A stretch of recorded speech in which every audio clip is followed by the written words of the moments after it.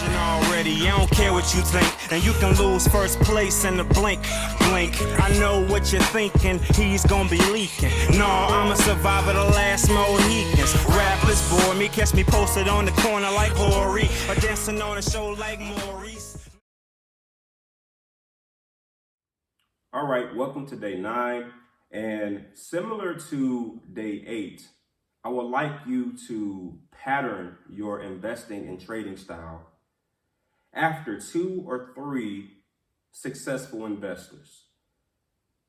All right, I don't know if there's anything wrong with just creating an identity from the ground up, brand new. I don't know if there's anything wrong with that, but I do think that you can curve the learning curve or curve your learning by, checking out a couple of successful people and taking what you like and leaving what you don't. All right. I have a couple people that I've watched and taken some of their strategies. And of course, I never took all of their strategies, but I took some of them. And I think that that is a very helpful thing to do. Take what you need, leave what you don't, from about 2 to 3 successful investors.